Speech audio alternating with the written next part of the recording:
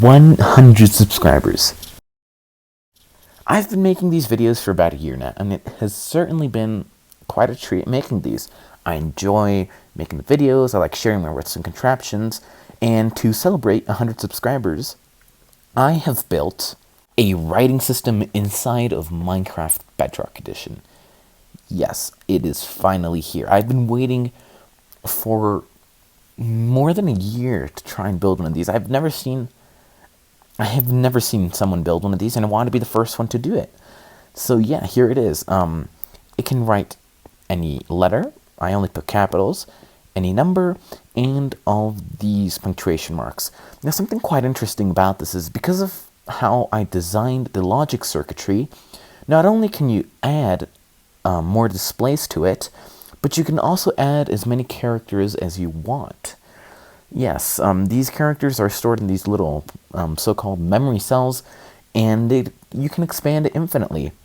Obviously, I limited the size in order to be able to run it with only 2 devices, but this thing is so big that you need 2 devices. You have obviously the one controlling it, and then a second device on this glass platform right here. Keep in mind that the simulation distance must be of 8 chunks. And yes, there will be a Word download in the description. But I know what you guys are waiting for. You guys are waiting for the demonstration. Now I'm going to make it short because it does take some time to write on this, but we're just going to write Ben. So you press on the letter and you pretty much wait for this to light up. Now, if you guys want a video explaining how this works, I might release one depending on how much attention this gets. I'll explain how it works, all the logic systems behind it, and I'll try to make it so you guys can maybe even build one for yourselves. But of course there is a world download in the description. Okay, so BE, we're just waiting for that to come by, for that to come back up here again, so we can press on the N. Oops. Yeah, it does take a while. In case you're wondering why, well, here's the thing. This thing is massive, in case you haven't noticed, and my iPad struggles to generate and render this. So what happens is that whenever the game's just slow down, essentially. The game's trying to process too many things at once, so the only way for it to actually be able to work properly is by slowing down the game.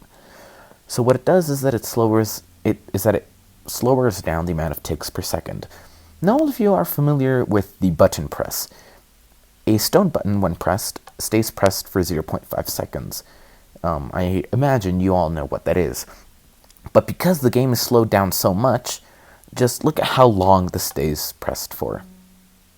I'm gonna go make myself some coffee, and I'll be back when it's done.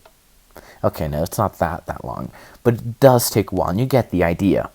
You could probably work out the math and see how many times slower it actually is, but I'm just gonna say that it is painfully slow.